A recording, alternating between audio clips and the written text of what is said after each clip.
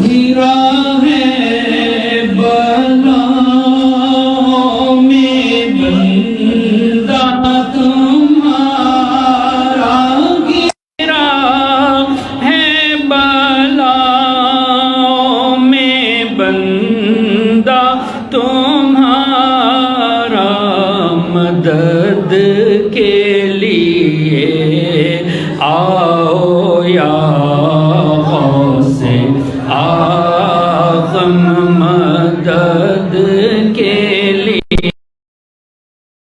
اعظم،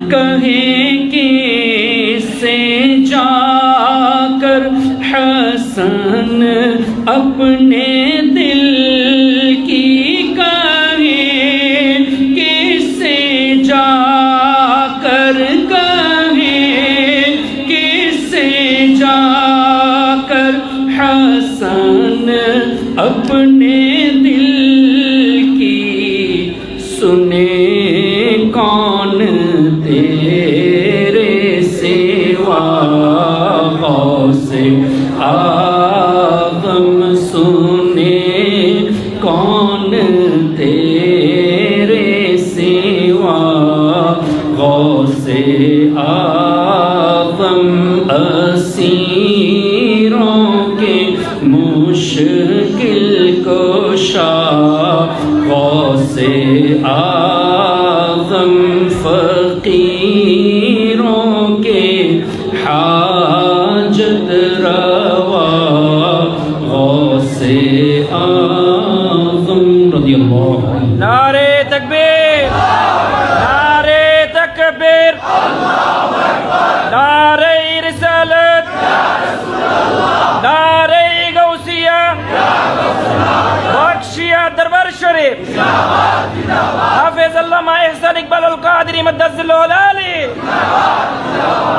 اللهم صل على سيدنا ومولانا محمد معدن الجود والكرم وآلہ وبارک وسلم۔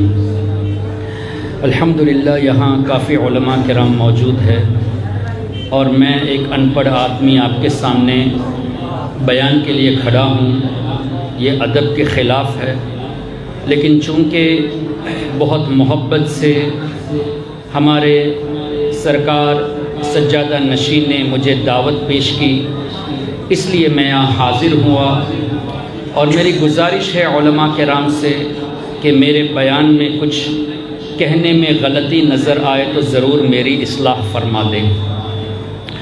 معزز سامعین، حقیقت یہ ہے کہ اللہ تعالیٰ کا آپ سب پر بہت بڑا احسان ہے،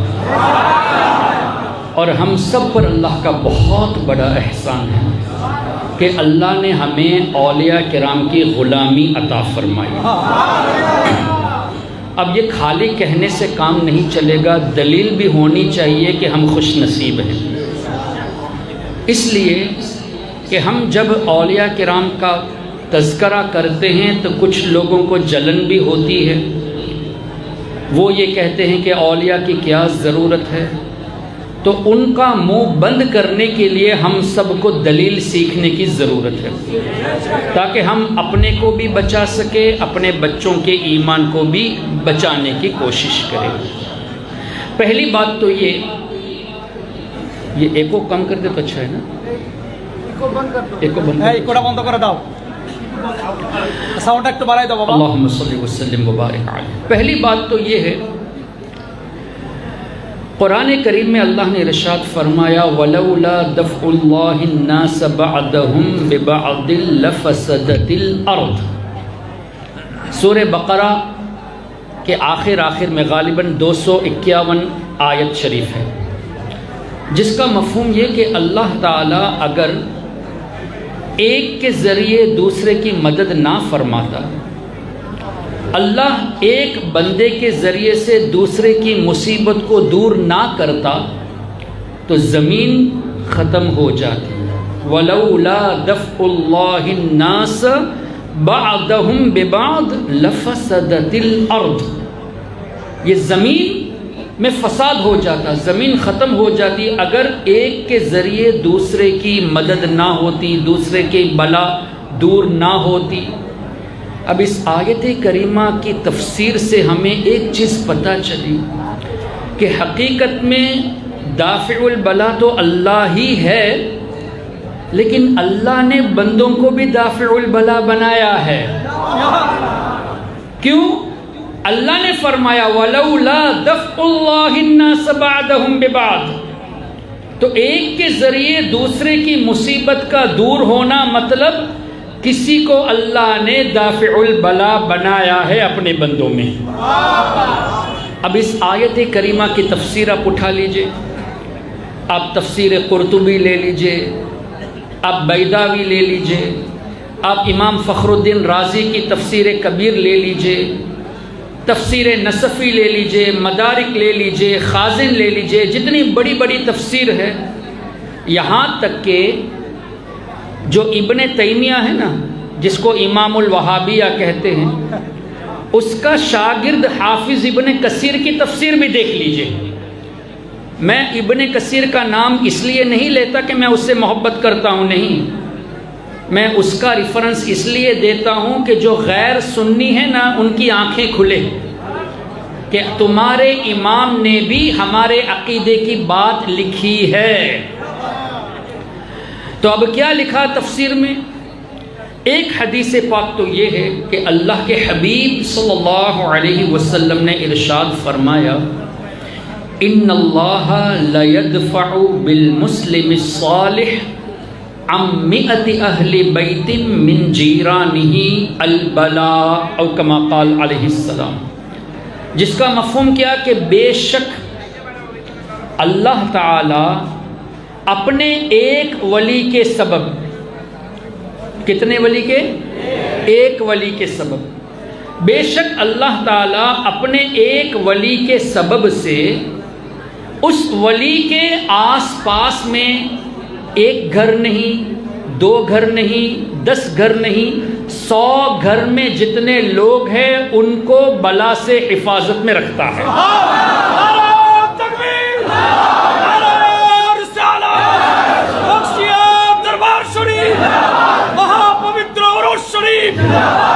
ان اللہ لیدفع بالمسلم الصالح عن 100 اہل بیت من جیرانہ البلاء۔ 100 گھر میں کتنے لوگ؟ ایک گھر میں 4 آدمی بھی رہ سکتے، کسی گھر میں 6 ہوتے ہیں، تو ہم 5 مان لیتے ہیں، 100 گھر میں 500 لوگ ہوئے، ایک ولی کی برکت سے 500 لوگوں کی حفاظت ہوتی ہے۔ تو آپ کتنے خوش نصیب ہیں، یہاں 3-4 اولیاء کرام آرام فرما رہے ہیں، اور شہنشاہ کمیلہ بھی آرام فرما رہے ہیں۔ اتنے سارے اولیاء آپ کے کمیلہ شہر میں ہیں، کیا مطلب؟ اللہ تعالیٰ آپ لوگوں کو بلاؤں سے بچاتا ہے ان کے صدقے میں۔ یہ میں نہیں کہتا، ہمارے نبی صلی اللہ علیہ وسلم کی حدیث ہے کہ ولی کے سبب اللہ تعالیٰ بلاؤں کو دور فرماتا ہے۔ سبحان اللہ۔ اب مجھے بتائیے، جن کے ذریعے سے ہماری حفاظت ہوتی ہے وہ دافع البلا ہوئے کہ نہیں؟ تو اللہ کے اولیاء بھی الحمدللہ اللہ کی عطا سے دافع البلا ہے۔ صرف اتنا نہیں، اور بھی حدیث اسی آیت کی تفسیر میں، ایک حدیث پاک ہے بہم تقوم الارض، یہ جو اولیاء ہیں نا، ان کے صدقے میں اللہ نے زمین کو قائم رکھا ہے۔ اب کسی وہابی سے کہنا، اگر وہ کہے نا کہ اولیاء کی ضرورت نہیں، تو کہنا کہ تمہیں زندہ رہنے کا بھی حق نہیں ہے۔ کیوں؟ ہمارے نبی نے فرمایا کہ اولیاء ابدال، جو اولیاء کی کیٹیگری ہے، ان کے سبب سے زمین قائم ہے۔ تو جب زمین اولیاء کے سبب قائم ہے اور تم اولیاء سے دشمنی کرو تو زمین پہ رہنے کا حق تمہیں نہیں ہے۔ এই বাংলাদেশে যারা ওলি আল্লাহর বিরুদ্ধে, তাদের এই মাটির ভিতরে তাদের জায়গা নাই। আল্লাহর ওলিরা যারা ভালোবাসে তারাই থাকবে। بِهِمْ تَقُومُ الْأَرْضِ، اور فرمایا ہمارے نبی نے وَبِهِمْ تُنْصَرُونَ، جو اللہ تعالی ہم کو کامیابی دیتا ہے نا، سکسس بناتا ہے، کامیابی دیتا ہے، یہ بھی ابدال اولیاء کے صدقے میں ہے۔ وَبِهِمْ تُرْزَقُونَ، ہم جو کھاتے پیتے ہیں، اولاد کی نعمت ہے، جو رزق ہے، یہ رزق بھی اولیاء کے سبب سے اللہ دیتا ہے۔ تو اے وہابی، تمہیں کھانے کا بھی حق نہیں ہے، کیوں تو اولیاء کی دشمنی کرتے ہو، اور یہ کھانا بھی ان کے صدقے میں اللہ دیتا ہے۔ اور یہ میں نہیں کہتا، ہمارے علماء نہیں کہتے، ہمارے آقا فرماتے ہیں، حضور صلی اللہ علیہ وسلم۔ اور کبھی کبھی بہت زیادہ گرمی ہوتی ہے تو پانی کی تڑپ ہوتی ہے نا، تو ہم دعا کرتے ہیں یا اللہ بارش نازل فرما، تو حدیث میں ہے وَبِهِمْ تُمْطَرُونَ، اللہ بارش بھی ان اولیاء کے صدقے میں عطا فرماتا ہے۔ تو اب کیا پتہ چلا، ہم زندہ اس زمین میں ہیں اللہ کے ولی کی برکت سے، ہم کھانا کھاتے ہیں اولیاء کی برکت سے، ہم کامیاب ہیں اولیاء کی برکت سے، ہمیں اللہ تعالیٰ بارش دیتا ہے، بارش ہوتی ہے تو ظاہر سبزہ اگتا ہے، تو سبزے سے بھی روزی ملتی ہے، تو یہ سب برکتیں ان اولیاء کرام کی ہیں۔ جب اولیاء کرام کے صدقے میں سب کچھ ملتا ہے تو ہمیں ان کی غلامی میں خوش ہونا چاہیے یا ان سے دشمنی کرنے والوں سے دوستی کرنی چاہیے؟ ان سے خوش ہونا چاہیے۔ اللہ اکبر۔ تو میں نے شروع میں کہا نا، ہم سب خوش نصیب ہیں۔ بات سمجھ میں آ گئی نا کیوں خوش نصیب ہے؟ اس لیے کہ ان کے صدقے میں اللہ ہمیں بلا سے حفاظت میں رکھتا ہے۔ اچھا، کسی کے ذہن میں یہ بات آ سکتی ہے کہ نہیں، ہم کو مصیبت تو آتی ہے نا، کوئی بیمار ہوتا ہے، کسی کو کاروبار میں تکلیف ہوتی ہے، کسی کو اولاد سے کچھ تکلیف ہوتی ہے، ہوتا ہے نا۔ تو دیکھیے الحمدللہ سنی مسلمان کو جو تکلیف ہوتی ہے نا، وہ ایکچولی تکلیف نہیں ہے بلکہ وہ آزمائش ہوتی ہے، اور وہابیوں کو جو تکلیف ہوتی ہے نا وہ عذاب ہے ان کے لیے۔ اولیاء کے غلاموں کے لیے یہ آزمائش ہے، یہ تکلیف نہیں ہے۔ کیوں؟ اس کو آسان لفظوں میں سمجھاؤں میں۔ ہمارے نبی صلی اللہ علیہ وسلم نے ارشاد فرمایا کہ اللہ تعالیٰ کے نزدیک کسی بندے کا ایک درجہ ہوتا ہے۔ مثال کے طور پہ میرا ایک درجہ اللہ تعالیٰ کے نزدیک ہے، اللہ ہم سب کو ایمان پر استقامت عطا فرمائے، اولیاء کی غلامی میں موت عطا فرمائے۔ کسی کا ایک درجہ اللہ نے فکس رکھا، جیسے مثال کے طور پہ میرا ایک درجہ اللہ نے غوث اعظم کے صدقے میں رکھ دیا، لیکن میں گنہگار ہوں، میں نیکیاں کم کرتا ہوں، تو میں نیکی کر کے اس درجے پہ نہیں پہنچا۔ اور آسان لفظوں میں اللہ کے نزدیک 1,00,000 درجہ میرے لیے ہے، لیکن میں اپنا عمل کر کے صرف 50,000 تک پہنچا ہوں۔ اب باقی 50,000 پہنچنے کے لیے میں نے عمل تو نہیں کیا۔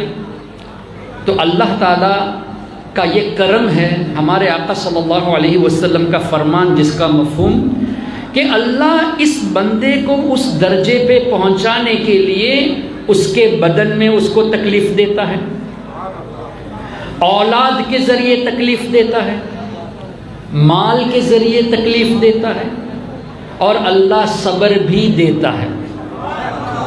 اولاد کے ذریعے کبھی تکلیف، کبھی مال کے ذریعے تکلیف، کبھی بیماری کے ذریعے تکلیف، اور صبر بھی دیتا ہے۔ اور اس صبر کی برکت سے اللہ تعالیٰ اس درجے پہ پہنچا دیتا ہے۔ تو سنیوں کو اگر تکلیف آئے تو پریشان نہ ہو، کیوں؟ اللہ ہمارے درجات بلند کرنا چاہتا ہے، اس لیے ہم کو تکلیف آتی ہے۔ اور وہابی دیوبندی ان کو جب تکلیف آتی ہے تو ظاہر ایمان نہیں تو درجہ کہاں سے؟ تو دنیا میں بھی عذاب، آخرت میں بھی عذاب، جب تک سچے دل سے توبہ نہ کر لے۔ اللہ اکبر۔ اور آگے بڑھتے ہیں، ہمارے آقا صلی اللہ علیہ وسلم نے ارشاد فرمایا کہ اللہ تعالیٰ جب اپنے کسی بندے سے محبت کرتا ہے، مثال کے طور پہ حضرت سیدنا سرکار نبی بخش رحمۃ اللہ علیہ اور ان کے صاحبزادے، ان کے پوتے، یہ سب اللہ تعالیٰ کے نیک بندے ہیں، تو اللہ تعالیٰ جب کسی سے محبت فرماتا ہے تو جبریل علیہ السلام کو اللہ ندا فرماتا ہے، یہ صحیح مسلم کی حدیث ہے۔ اور اللہ فرماتا ہے اے جبریل میں نور بخش نبی بخش سے محبت کرتا ہوں. ایک مثال سے سمجھا رہا ہوں. تو جبریل علیہ السلام کیا کرتے ہیں؟ وہ بھی محبت کرتے ہیں. پھر جبریل علیہ السلام آسمان میں جتنے فرشتے ہیں نا، کتنے فرشتے ہیں؟ کیا ہم کو پتہ ہے کتنے فرشتے ہیں؟ نہیں پتہ. ایک مرتبہ محبت سے درود پاک پڑھ لے. اللہم صلی علی سیدنا و مولانا محمد معدن الجود والکرم و آلہ وبارک وسلم. اب اس درود کی برکت بھی سن لیں. حدیث پاک کی روشنی میں جب بندہ ہمارے نبی کی محبت میں حضور کی تعظیم کرتے ہوئے جب درود پاک ایک مرتبہ پڑھتا ہے، ایک تو ہوتا ہے کہ خالی ہم پڑھتے ہیں صلی اللہ علیہ یا رسول اللہ، اور ایک محبت کے ساتھ صلی اللہ علیہ یا رسول اللہ، اللہم صلی علی سیدنا محمد و آلہ وبارک وسلم. تو جب حضور کی تعظیم میں اور محبت میں کوئی درود پڑھتا ہے تو یہ درود فرشتہ بن جاتا ہے. اب آپ چاہتے ہیں کہ آپ کا درود بھی فرشتہ بنے تو ایک مرتبہ محبت سے پڑھ لے. اللہم صلی علی سیدنا و مولانا محمد معدن الجود والکرم و آلہ وبارک وسلم. اب سب کے لیے فرشتے ہو گئے، درود پاک فرشتے میں کنورٹ ہو گیا. اب وہ فرشتہ کیا کرتا ہے؟ ایک دن نہیں، 10 دن نہیں، 1 سال نہیں، قیامت تک ہمارے لیے استغفار کرتا ہے.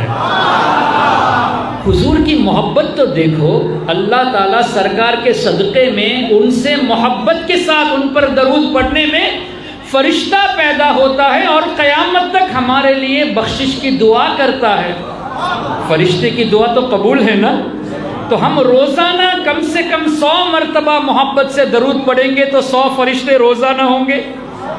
ایک مہینے میں 3000 فرشتے ہوں گے، اور 1 سال میں 3000 ملٹیپلائی بائی 365 لاکھوں فرشتے ہو جائیں گے. اب ہماری مرضی، ہم کو 1 فرشتہ چاہیے یا لاکھ فرشتے چاہیے، جتنا چاہیے اتنا درود محبت سے پڑھو. اللہ اکبر. تو فرشتوں کی تخلیق ہوتی رہتی ہے، یہاں تک کہ روایت میں آتا ہے کہ سیدنا جبریل علیہ السلام جنت میں ایک نہر ہے، اس نہر میں جبریل علیہ السلام غوطہ لگاتے ہیں، نہر میں جاتے ہیں. پھر جب باہر آ کر اپنے پر کو جھاڑتے ہیں تو پر میں سے پانی کے جتنے قطرے نکلتے ہیں نا، ایک ایک قطرے کے بدلے میں اللہ تعالیٰ ایک ایک فرشتہ پیدا فرماتا ہے. اب جبریل علیہ السلام کا پر کتنا بڑا ہے؟ اب روایت میں کیا ہے کہ ایک پر مشرق میں، ایک پر مغرب میں. تو اتنا بڑا پر جبریل علیہ السلام کا ہے. وہ جب جنت کی نہر میں غوطہ لگا کر اپنے پروں کو جھاڑتے ہیں تو کروڑوں اربوں قطرے پیدا ہوں گے. تو روزانہ اربوں خربوں فرشتے پیدا ہوتے ہیں. اچھا، روایت میں یہ بھی ہے کہ جبریل علیہ السلام کے کتنے پر ہیں؟ ونگز کتنے ہیں؟ 600. ایک پر اتنا بڑا کہ ایک طرف مشرق میں، ایک مغرب میں، تو 600 پر کتنے زیادہ ہو گئے. تو ان تمام پروں سے کتنے قطرے آتے ہوں گے تو کتنے فرشتوں کی پیدائش ہوتی ہوگی. اللہ اکبر. تو فرشتوں کی تعداد ہم سمجھ نہیں سکتے، اللہ بہتر جانے، اور اللہ کی عطا سے اللہ کے حبیب بہتر جانے. اب کیا ہوا؟ جبریل علیہ السلام فرشتوں کے درمیان آسمان میں اعلان فرماتے ہیں کہ اے فرشتوں، حضرت نور نبی بخش رحمت اللہ علیہ سے اللہ محبت فرماتا ہے، میں بھی محبت کرتا ہوں. تب وہ فرشتے بھی محبت کرنے لگتے ہیں. اچھا، اسی مسلم شریف کی حدیث میں اگلا جملہ کیا ہے؟ فرشتے محبت کرتے ہیں، پھر اللہ دنیا والوں کے دلوں میں ان کی محبت ڈال دیتا ہے. اب مجھے بتائیے، حضرت نبی بخش رحمت اللہ علیہ کے وصال کو کتنے سال ہوئے؟ 53 سال ہوئے. 53 سال تک ابھی بھی عرس منا رہے ہیں نا آپ لوگ، ابھی بھی ہزاروں لوگ ان سے محبت کرتے ہیں نا. اس کا مطلب کیا ہوا کہ یہ واقعی میں ایسے اللہ کے ولی ہیں جن سے فرشتے محبت کرتے ہیں، جبریل امین محبت کرتے ہیں، اللہ محبت فرماتا ہے. ارے یہ آپ تو کمیلا والے ہیں، चिटागोंग से, ढाका से, हिंदुस्तान से, अरे श्रीलंका से इनकी मोहब्बत में आया हूँ। ये अल्लाह के वली की निशानी है कि अल्लाह के ये महबूब बंदे हैं। अल्लाह अकबर। अच्छा, इनको 53 साल हुए। सय्यदी आला हज़रत इमाम अहमद रज़ा रहमतुल्लाहि अलैह को 100 साल से ज़्यादा हो गए। आज भी लाखों की तादाद में मोहब्बत लोग करते हैं कि नहीं? हज़रत गौसुल आज़म मजबंदारी रहमतुल्लाहि अलैह को कितने साल हो गए? हज़रत शाह जलाल, हज़रत शाह अमानत कितने साल हो चुके? हज़रत बायज़ीद बुस्तामी, सैयदना सरकार ख्वाजा गरीब नवाज 800 साल, सैयदना गौसे आज़म शेख अब्दुल कादिर जीलानी 900 साल। आज भी 11वीं होती है कि नहीं? आज भी गरीब नवाज की छठी होती है कि नहीं? लाखों की तादाद में लोग औलिया से मोहब्बत करते हैं, जबकि वहाबी कहता है शिर्क है, शिर्क है, बिदअत है, फिर भी इनके मानने वाले कम नहीं हुए। मतलब ये कि हकीकत में गौसे आज़म गरीब नवाज अल्लाह के औलिया हैं। और इमाम आज़म को 1200 साल, 1300 साल, इमाम शाफई को तकरीबन 1250 साल, इमाम मालिक को 1300 साल, इमाम अहमद इब्न हम्बल को 1200 साल। आज भी उनसे मोहब्बत करने वाले हैं कि नहीं? अल्लाह अकबर। क्या पता चला? ये सब अल्लाह के ऐसे बंदे हैं कि ना सिर्फ ये फरिश्ते इनसे मोहब्बत करते हैं, बल्कि जो इनसे मोहब्बत करेगा उनसे भी अल्लाह ताला मोहब्बत फरमाएगा। क्यों? एक मिसाल कुरान करीम से भी सुन लिया, अभी हदीस में सुन लिया कि औलिया किराम की मोहब्बत हमारे दिलों में किसने डाली? अल्लाह ने। हदीस में क्या है कि अल्लाह ताला ज़मीन वालों के दिलों में मोहब्बत डाल देता है। तो औलिया की मोहब्बत हमारे दिलों में अल्लाह ने डाली। तो जो चीज़ अल्लाह देता है वो अच्छी होती है या बुरी होती है? तो औलिया की मोहब्बत सिर्फ अच्छी नहीं, बहुत अच्छी है, क्योंकि अल्लाह ताला जिससे मोहब्बत करता है उनकी मोहब्बत हमारे दिलों में अल्लाह ने डाल दी। अब कुरान से भी सुन ले, सूरे मरियम में अल्लाह ने इरशाद फरमाया, इन्नल्लज़ीना आमनू व अमिलुस्सालिहाति सयजअलु लहुमुर रहमानु वुद्दा, कि बेशक जो अल्लाह के महबूब बंदे हैं, अल्लाह ताला उनके लिए लोगों के दिलों में मोहब्बत डाल देता है। अब आप ज़रा सोचिए, आपके बाप दादा औलिया से मोहब्बत करते आए, आपके परदादा लकर दादा सब मोहब्बत करते आए, आप भी माशाअल्लाह करते हैं, आपके बच्चे भी करते हैं। इसका मतलब आपके बाप दादा के दिलों में अल्लाह ने मोहब्बत डाली। लेकिन आजकल कुछ वहाबी देवबंदी जो सलफ़ी लोग हैं, जो औलिया से दूर है, उनसे आप झगड़ा करने से पहले एक बात पूछो कि अल्लाह ताला जिसको पसंद करता है उसकी मोहब्बत अगर किसी के दिल में नहीं है तो वो अच्छा है या बुरा है? बुरा है। तो अगर तुम औलिया की बुराई करते हो इसका मतलब तुम बुरे हो, इसलिए कि तुम्हारे दिल में औलिया की मोहब्बत नहीं है। अल्हम्दुलिल्लाह हमारे दिल में मोहब्बत है तो हम अच्छे हैं। किसके सदक़े में? औलिया के सदक़े में अच्छे हैं। तो अब अल्लाह का शुक्र हमको अदा करना है कि अल्लाह ने उनकी मोहब्बत हमारे दिल में डाली जिनसे अल्लाह मोहब्बत करता है। और वहाबियों को अपने ईमान की फ़िक्र करनी चाहिए कि वो उनसे मोहब्बत नहीं करते जिनसे अल्लाह मोहब्बत करता है। अच्छा, फिर वहाबी झूठा भी है। क्यों? सूरह फातिहा नमाज में हम पढ़ते हैं, बिस्मिल्लाहिर्रहमानिर्रहीम, अल्हम्दुलिल्लाहि रब्बिल आलमीन, अर्रहमानिर्रहीम, मालिकि यौमिद्दीन, इय्याका नअबुदु व इय्याका नस्तईन। यहाँ तक आए तो वहाँ भी कहता है, तुमने क्या कहा? या अल्लाह हम तेरी ही इबादत करते हैं, तुझी से मदद तलब करते हैं। इसलिए तुम औलिया से वसीला, अल्लाह की बारगाह में औलिया का वसीला पेश करते हो तो तुम कुरान के ख़िलाफ़ जाते हो। कहते हैं तुम या गौसे आज़म का नारा लगाते हो तो इय्याका नअबुदु व इय्याका नस्तईन आयत पेश कर दी। तो हम उनसे पूछते हैं कि व इय्याका नस्तईन का मतलब तुमने क्या समझा? तो वो कहेगा या अल्लाह हम तेरी ही मदद तलब करते हैं। तो उनसे पूछो कि तेरी ही मदद تو اس میں صرف اولیاء کو کیوں لاتے ہو؟ تم ایک دوسرے سے مدد نہیں مانگتے کیا؟ کیا قرآن میں وَإِيَّاكَ نَسْتَعِينُ کے بعد صرف استثناء ہے اولیاء کا؟ ایسا تو نہیں ہے، اس میں کوئی ایکسیپشن تو نہیں ہے، مطلق ہے، یا اللہ تیری ہی مدد طلب کرتے ہیں۔ تو اگر تم نماز کے بعد کسی سے مدد مانگتے ہو تو تم بھی شرک کرتے ہو۔ صرف اولیاء کا تذکرہ کیوں؟ اس میں آیت میں اولیاء کا تذکرہ تو نہیں ہے، یہ تو مطلق ہے کہ تیری ہی عبادت اور تجھ سے مدد۔ تو کہیں گے نہیں، اصل میں بات یہ ہے کہ ایک دوسرے کو اللہ تعالیٰ نے مدد کے لیے پیدا کیا ہے، اس لیے ہم مدد مانگتے ہیں۔ تو ہم جواب یہ دیتے ہیں جیسے ہم لوگ ایک دوسرے کی مدد کر سکتے ہیں اللہ کی عطا سے، ہم سے زیادہ اولیاء مدد کر سکتے ہیں۔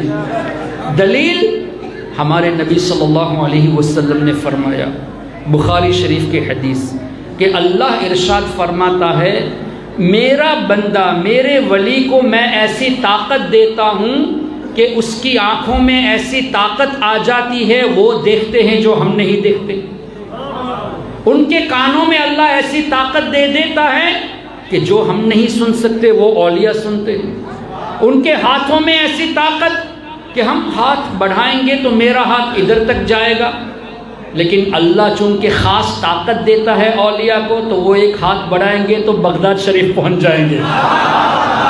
پیروں میں ایسی طاقت کہ اللہ تعالیٰ ان کو ایسی طاقت دیتا ہے کہ ہم اگر ہائی جمپ بھی کریں گے تو کتنا میٹر بھاگیں گے؟ ہائی جمپ دیکھا ہے نا اسکول میں بچے کرتے نا ہائی جمپ، تو 2 میٹر 4 میٹر 10 میٹر مان لو، لیکن چونکہ اللہ اولیاء کو خاص طاقت دیتا ہے، کمیلا سے قدم رکھے مدینہ شریف پہنچ گئے۔ تو یہ جو طاقت اللہ نے اولیاء کو دی ہے یہ دنیا میں دی ہے نا۔ اب یہ وہابی کہے گا ٹھیک ہے ہم مانتے ہیں لیکن یہ صرف دنیاوی حد تک ہے، دنیا سے جانے کے بعد نہیں ہے۔ تو ہم ایک اور جواب دیتے ہیں، دنیا مسلمان کے لیے کیا ہے؟ جنت ہے یا جیل ہے؟ قید خانہ ہے۔ آخرت مسلمانوں کے لیے نعمت والی جگہ ہے۔ تو اللہ کے اولیاء جیل میں، قید خانے میں پابندی ہوتی ہے نا، پابندی کے باوجود بھی اللہ کے اولیاء اتنی طاقت رکھتے کہ میری آواز اسپیکر جہاں تک جا رہی ہے وہیں تک سنائی دے گا۔ میری آواز ابھی ڈھاکہ میں نہیں پہنچے گی نا، چیٹاگونگ میں نہیں پہنچے گی، آپ کے کمیلا کا بارڈر میں بھی نہیں پہنچے گی۔ کیوں؟ آواز لیمیٹڈ ہے اور اسپیکر جہاں تک رکھیں گے وہیں تک آواز جائے گی۔ لیکن اللہ کے اولیاء کی شان یہ ہے کہ امام فخر الدین رازی رحمت اللہ علیہ کہاں پہ وضو فرما رہے، کہاں پہ تھے کہ ان کی نزا کے وقت شیطان نے ورغلانے کی کوشش کی اور حضرت شمس تبریز رحمت اللہ علیہ اتنی دوری پر تھے اور وہاں سے ان کی مدد فرمائی۔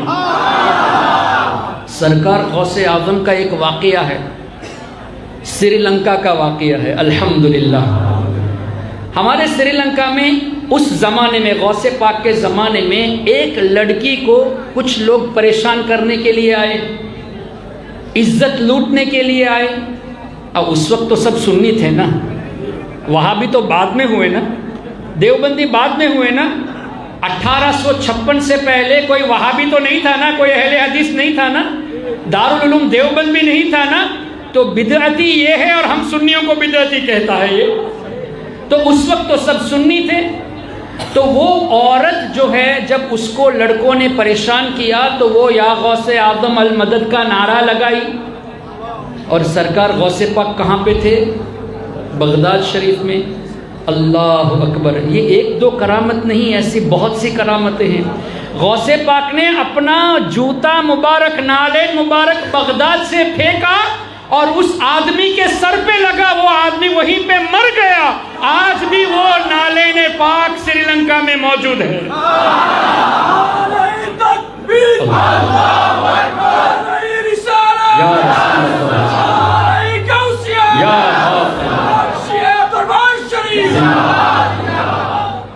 الحمدللہ وہ نالین شریف آج بھی ہیں، لیکن ابھی غائب ہے۔ ہمارے علماء تلاش کر رہے ہیں، انشاءاللہ غوث پاک کے کرم سے مل جائے گا۔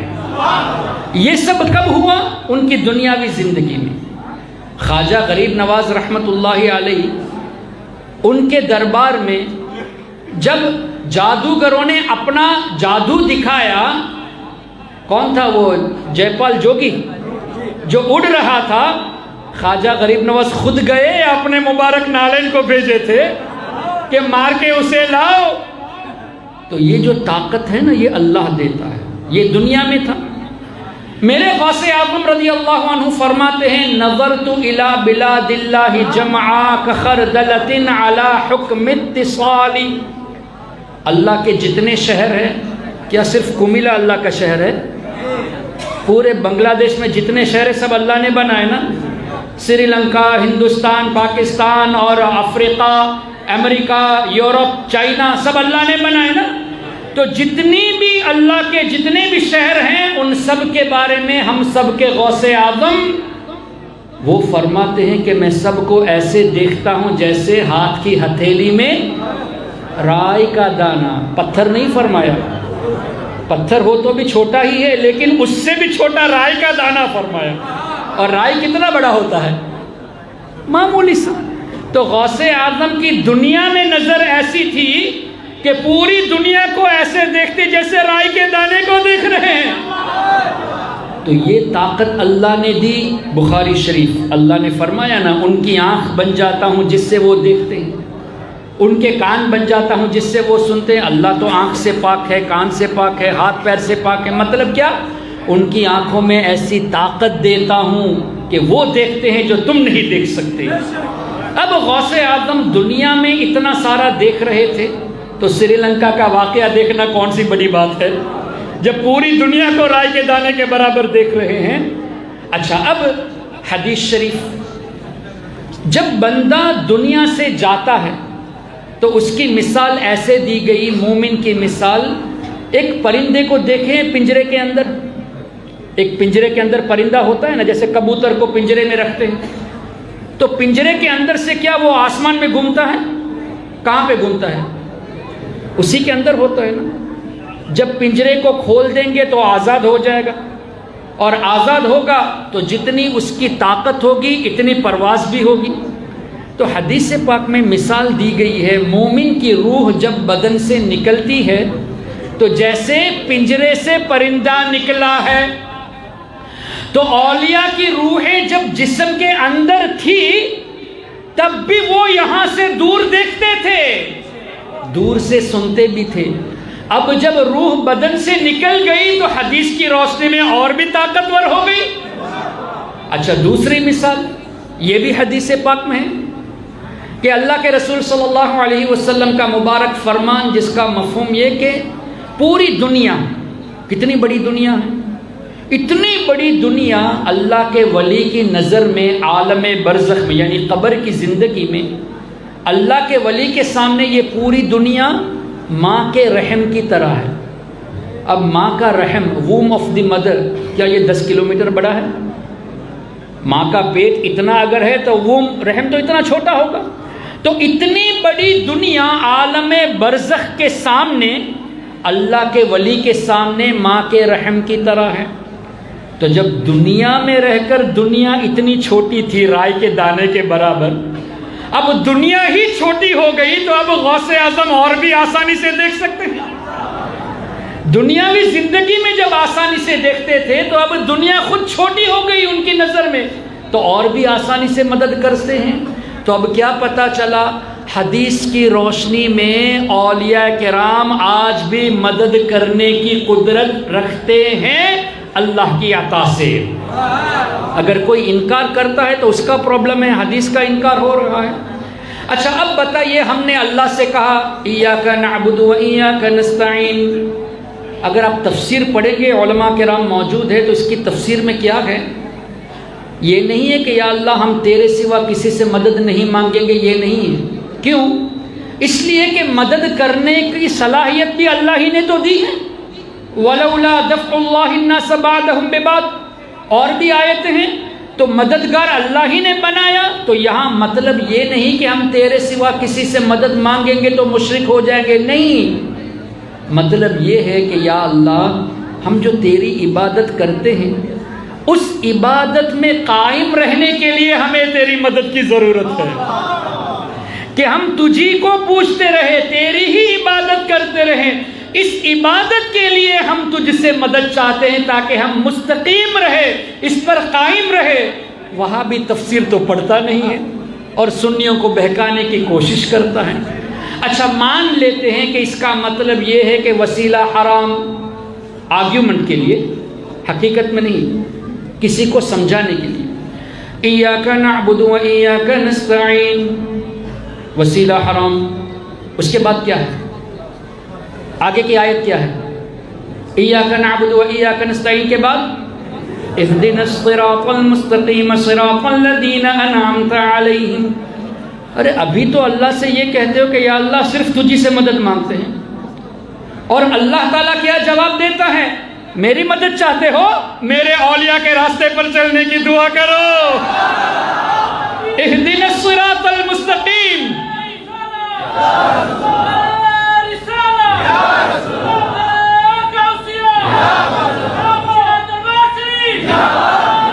تو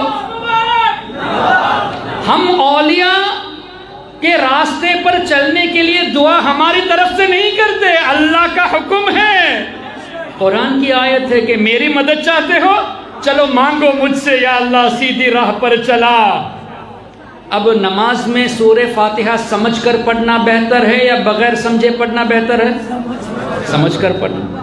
اب وہاں بھی پڑھتا ہے یا اللہ ہم تجھی سے مدد طلب کرتے ہیں، یا اللہ مجھے سیدھی راستے پر چلا، لیکن وہ چلا نہیں کہتے، وہ دکھا کہتے ہیں۔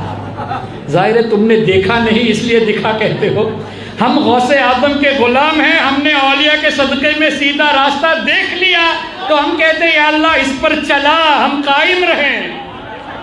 اچھا تم اس کے بعد کیا کہتے ہو؟ صراط الذین انعمت علیہم، یا اللہ ان کے راستے پر چلا جن پر تیرا انعام ہے۔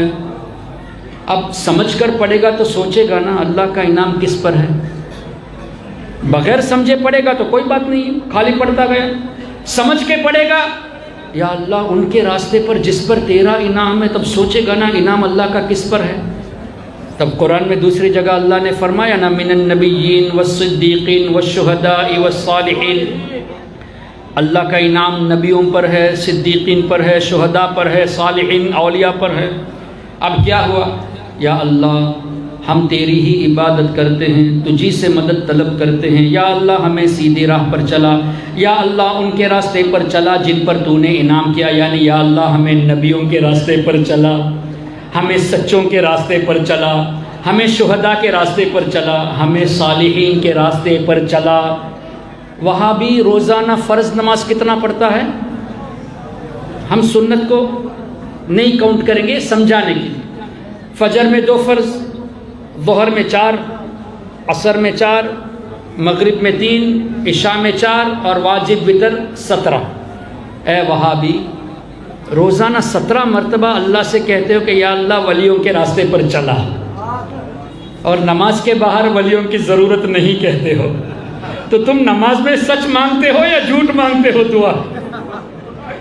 اگر تم سچے ہو تو نماز میں جو مانگتے ہو اس پر عمل کرو۔ نماز میں اللہ سے کہتے ہو کہ یا اللہ مجھے نیک بندوں کے راستے پر چلا، نماز کے باہر قرآن حدیث کافی ہے، اولیاء کی ضرورت نہیں، تو سورہ فاتحہ قرآن نہیں ہے کیا؟ قرآن ہی ہے نا؟ تو قرآن اور حدیث کافی ہے، تو قرآن ہی میں اولیاء کے راستے پر چلنے کا حکم بھی اللہ نے دیا۔ تو اس کا مطلب وہاں بھی نماز میں جھوٹی دعا کرتا ہے۔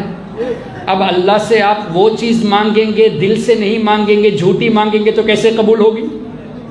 الحمدللہ ہم سنی مسلمان گنہگار ضرور ہیں، لیکن اللہ کے اولیاء کے صدقے میں ہماری نماز مقبول ہے۔ کیوں؟ نماز میں جو دعا کرتے ہیں اس پر عمل بھی ہم کرتے ہیں۔ نماز میں اللہ سے کہتے ہیں نیک بندوں کے راستے پر چلا، اور اللہ نے ان کی غلامی میں رکھا ہے، مطلب ہماری نماز کی دعا قبول ہے، مطلب ہماری نماز قبول ہے، الحمدللہ۔ اور آگے بڑھتے ہیں، اللہ نے قرآن میں ارشاد فرمایا اتبع سبیل من اناب الی، جو میرے راستے پر ہے نا، جو میرے اولیاء ہیں ان کی اتباع کرو۔ ان کو فالو کرنے کا حکم اللہ نے دیا، اتبع سبیل من اناب الی، یہ قرآن کی آیت ہے، سورہ لقمان میں ہے۔ تب یہ بھی قرآن میں ہے کہ اللہ نے فرمایا میرے نیک بندوں کی اتباع کرو، اور تم کہتے ہو کہ اولیاء کی ضرورت نہیں، قرآن کافی ہے، حدیث کافی ہے، تو سورہ لقمان قرآن میں ہے کہ نہیں؟ تو تم قرآن کے نام پر لوگوں کو گمراہ کرتے ہو، حدیث کے نام پر یہ لوگ لوگوں کو گمراہ کرتے ہیں۔ اللہ تبارک و تعالیٰ کا بہت بڑا احسان ہم پر ہے کہ اللہ نے ان اولیاء کے صدقے میں ہمارے ایمان کو بچا کر رکھا ہے۔ اس لیے اب اللہ کا شکر بھی ادا کرنا ہے اور اللہ سے دعا بھی کرنا ہے، یا اللہ ہمیں ایمان میں استقامت عطا فرما۔ اور آگے بڑھے، بخاری شریف کی حدیث، ہمارے آقا صلی اللہ علیہ وسلم نے ایک دعا تعلیم فرمائی سونے سے پہلے۔ ہم لوگ پڑھتے ہیں نا اللہم بسمک اموت و احیا، اسی طرح ایک اور حدیث پاک میں دعا ہے صحیح بخاری میں، ہمارے نبی صلی اللہ علیہ وسلم نے فرمایا سونے سے پہلے اپنے بستر کو جھاڑ لو، ڈسٹ کر لو، جھاڑ لو، اور یہ دعا بسمک ربی وضعت جنبی وبک ارفع ان امسکت نفسی فرحمها وَإِنْ أَرْسَلْتَهَا فَاحْفَظْهَا بِمَا تَحْفَظْ بِهِ عِبَادَكَ الصَّالِحِينَ او کما قال علیہ السلام۔ اللہ کے حبیب صلی اللہ علیہ وسلم ارشاد فرماتے ہیں کہ یہ دعا پڑھ کے سویا کرو کہ یا اللہ تیرے نام سے میں سونے جا رہا ہوں، بسمک ربی وضعت جنبی وبک ارفع، یا اللہ جب میں صبح اٹھوں تو بھی تیرے نام سے اٹھوں۔ کتنی پیاری دعا ہے کہ یا اللہ ہم تیرے نام سے سونے جا رہے ہیں اور اٹھیں گے تو بھی تیرے ہی کرم سے۔ ان امسکت نفسی، یا اللہ نیند میں اگر مجھے موت آ جائے تو تو مجھے بخش دینا۔ کتنی پیاری دعا ہے، نیند میں موت آئے تو مجھے اے اللہ بخش دینا۔ وَإِنْ أَرْسَلْتَهَا، یا اللہ نیند میں روح نکلتی ہے نا، نیند کو چھوٹی موت کہتے ہیں نا، موت کی بہن، نیند میں موت آئے تو معاف کر دینا، بخش دینا، اور اگر میری روح تو نے واپس لوٹا دی فاحفظها، میری روح کی حفاظت کرنا، میرے ایمان کی حفاظت فرمانا۔ اتنا کافی ہونا چاہیے تھا، لیکن ہمارے نبی نے ایک جملہ بڑھا دیا، فاحفظها بما تحفظ به عبادك الصالحین، یا اللہ جیسے تو اپنے ولیوں کی حفاظت فرماتا ہے میری حفاظت فرما۔ اب ایمان سے بڑھ کر کوئی چیز ہے؟ کوئی چیز ایمان سے بڑھ کر ہے؟ تو ایمان جیسی عظیم دولت اولیاء کے وسیلے سے جائز اور بخاری شریف کی حدیث سے ہے، تو باقی معاملات میں وسیلے سے دعا کرنا کیسے حرام ہو جائے گا، کیسے شرک ہو جائے گا؟ تو یہ جو وہابی دیوبندی کہتے ہیں نا وسیلہ حرام ہے، شرک ہے، اس کا مطلب یہ مدرسے میں بخاری پڑھاتے ہیں لیکن سمجھتے نہیں ہیں۔ اسی بخاری میں اولیاء کا وسیلے کا تذکرہ ہے ایمان کی حفاظت کے لیے۔ اب مجھے سچے دل سے بتائیے، اتنی دیر میں آپ کے سامنے بیان کر رہا ہوں، کیا میں نے قرآن کے خلاف کوئی بات پیش کی؟ ابھی علماء کرام اصلاح فرما دیں، کیا میں نے حدیث کے خلاف کوئی بات پیش کی، یا جو باتیں کہی قرآن اور حدیث کو کنیکٹ کر کے کیا؟ کنیکٹ کر کے الحمدللہ کیا۔ تو قرآن اور حدیث میں جب اولیاء کا تذکرہ ہے تو اولیاء سے دشمنی یہ لوگ کرتے ہیں، تو اس کا مطلب اللہ سے دشمنی کرتے ہیں نا۔ اور یہ بھی حدیث میں ہے، حدیث قدسی، اللہ نے فرمایا جو میرے ولی سے دشمنی کرے گا میرا اس سے اعلان جنگ ہے، تو اللہ سے کوئی جنگ تو نہیں کر سکتا، مطلب کیا ہوگا؟ اس کا ایمان خطرے میں ہے۔ تو اب ایمان کو بچانا ہے تو اولیاء کرام کی محبت کو دل میں بسانا ہے، صرف بسانا نہیں، اولیاء کا تذکرہ بار بار کرنا ہے تاکہ رینیو ہوتا رہے، تازہ ہوتا رہے۔ تو عرس شریف ہم جو مناتے ہیں، ہفتے میں ایک دن مزار پہ آنا، جمعرات کو یا جمعہ کو یا سال میں ایک مرتبہ عرس منانا، یہ سب ایمان کو، محبت کو رینیو کرنے کے لیے ہے۔ اس پر بھی ایک حدیث سن لیجیے، سورہ رعد، اللہ نے فرمایا سلام علیکم بما صبرتم فنعم عقبى الدار۔ اس آیت کی تفسیر میں آپ مفسرون کو دیکھیں، حافظ ابن کثیر کو بھی دیکھ لو، ایک حدیث نقل کی ہے جس میں فرمایا گیا کہ نبی پاک صلی اللہ علیہ وسلم شہدائے احد کی بارگاہ میں سال میں ایک مرتبہ تشریف لے جاتے تھے. تو سال میں ایک مرتبہ، ویسے بھی ہمارے نبی شہدائے احد کی بارگاہ میں ہفتے میں ایک دن بھی جانے کی روایت ہے نا، تو ہفتے میں ایک مرتبہ بزرگوں کی زیارت بھی سنت اور سال میں ایک مرتبہ بھی نبی کی سنت. کیوں؟ شہدائے احد پر ہمارے نبی تشریف لے جاتے تھے. اس کے بعد حدیث کا اگلا جملہ وَقَضَى ابو بکر، ہمارے نبی صلی اللہ علیہ وسلم کے دنیا سے پردہ کرنے کے بعد حضرت ابو بکر صدیق بھی سال میں ایک مرتبہ شہدائے احد کی بارگاہ میں جاتے تھے. اور آگے وعمر وعثمان، حضرت عمر بھی تشریف لے جاتے تھے سال میں ایک مرتبہ، حضرت عثمان غنی بھی لے جاتے تھے. کیا پتا چلا؟ بزرگوں کی زیارت نبی کی بھی سنت، خلفائے راشدین کی بھی سنت ہے. تو سال میں ایک مرتبہ، یہ بھی حدیث سے ہم کو پتا چلا. تو عرس منانا یہ بدعت نہیں بلکہ حدیث کی روشنی ہی میں ہے کہ ہم سال میں ایک مرتبہ اہتمام کرتے ہیں. لیکن اہتمام کا مطلب یہ نہیں کہ ہم آئے بیٹھیں باتیں سنیں بھول جائے چلے جائے، ایسا نہیں، بلکہ ان بزرگوں کے واقعات کو سننا چاہیے، ان کی نصیحت پر عمل کرنا چاہیے اور ان کی تعلیمات کو ذہنوں میں رکھنا چاہیے، اس پر عمل کرنا چاہیے. کیوں؟ اس لیے کہ اللہ نے فرمایا نا میرے اولیاء کی اتباع کرو. تو اولیاء کی اتباع جب اللہ نے فرمایا تو اس کا مطلب اولیاء کرام 100% پرفیکٹ ہے نا. اگر غلط ہوتے تو اللہ اتباع کرنے کا حکم نہیں دیتا. جب 100% پرفیکٹ ہے تو ان کی تعلیمات قرآن اور حدیث کی روشنی میں ہوگی. وہ اگر کوئی وظیفہ دیں گے، کوئی عمل دیں گے تو قرآن اور حدیث کی روشنی میں ہوگی. تو الحمدللہ ہمیں جو بزرگوں سے عطا ہوا ہے یہ قرآن اور حدیث کی روشنی میں ہے. تو ان چیزوں کو بیان کرنا چاہیے. اور حضرت سیدنا نبی بخش رحمت اللہ علیہ، نام بھی کتنا پیارا ہے، نبی بخش. اللہ کے نبی نے انہیں ہمیں گفٹ کیا ہے، اللہ کے نبی کا تحفہ ہے یہ ہمارے لیے. اب کوئی اس کو بھی شرک کہہ سکتا ہے کہ نبی بخش کیوں رکھتے ہو؟ تو دیکھیے قرآن کریم میں اللہ نے ارشاد فرمایا نا، قل یا عبادی الذین اسرفوا علی انفسہم لا تقنطوا من رحمت اللہ. اے میرے حبیب آپ فرما دیجئے لوگوں سے، اے میرے بندو. تو ہم سب اللہ کے نبی کے بندے ہیں، غلام ہیں.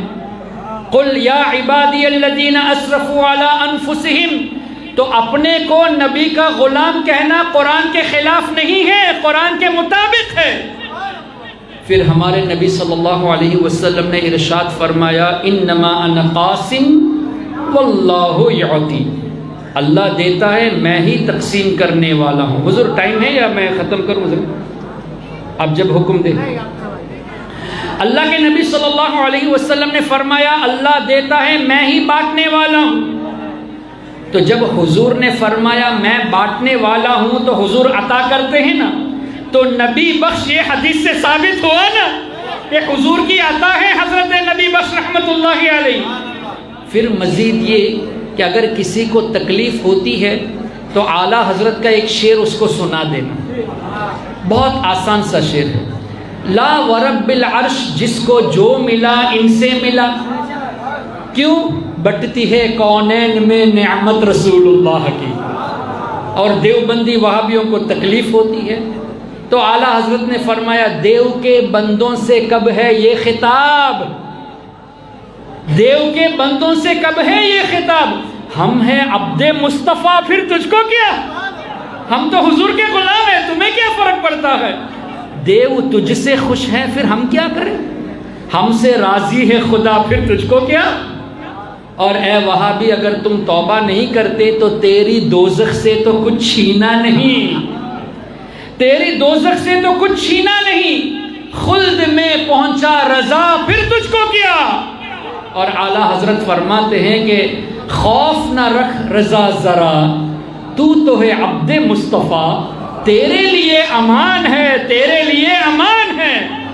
اور اعلیٰ حضرت کی محبت میں اپنی زندگی گزارنے والے حضرت نور نبی بخش رحمۃ اللہ علیہ کی زندگی آپ پڑھ لیں.